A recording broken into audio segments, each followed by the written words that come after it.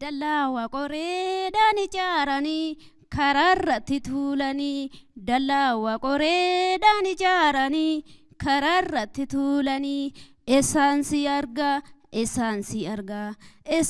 argaa ree akkamiini dallawa qoreedhaan ijaaranii kararratti tuulanii dallawa qoreedhaan ijaaranii kararratti tuulanii eessaansi argaa ree akkamiin dhiisi wal argaa nu daawwanii jalakoo maltu nu mala obsuuna dideessimaaf sardamaa garaan jaalala akkaaloowwaniititti walirraa kanu tiksanii nafsiitu wal jaalatee maal qaba yoo nu dhiisanii akkaaloowwaniititti walirraa kanu tiksanii nafsiitu wal jaalatee maal qaba yoo nu dhiisanii yaadaan cinqamtee hin iraarini anuusiif jira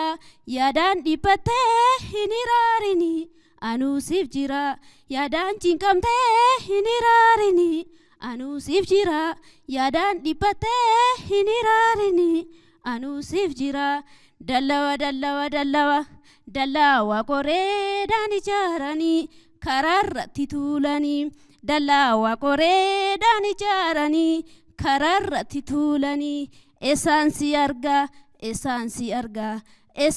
argaa ree akkamiini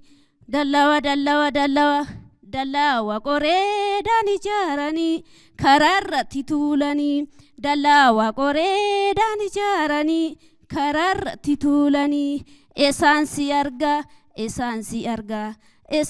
argaa ree akkamiin dhiisi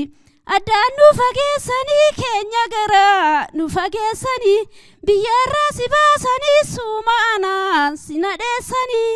isaallee jiraattu anuun hin dhufa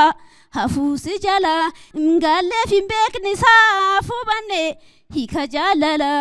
isaallee jiraattu anuun hin dhufa hafuusi jala hingaalleef hin beekne isaaf hubanne hiika jaalala yaadaan cinqamtee hin iraarini anuusiif jira yaadaan dhiphattee hin iraarini anuusiif jira yaadaan cinqamtee hin iraarini anuusiif jira yaadaan dhiphattee hin iraarini anuusiif jira. Barsiistuu Sa'aadaa Amaan jedhama. Dorgommii Milkoom Taalent Show OBN Cyber Media qopheesse irratti sagaleedhaan dorgommiin jira. Dorgommiin kun YouTube OBN Oromiyaa irratti waan gadhiifamuuf isinis linkii kanaa gadi tuquun hojii koo daawwachuun like, commentii fi subscribe akka naaf gootan akka injifadhu akka na bira dhaabbattan kabajaadhaan isin gaafadha.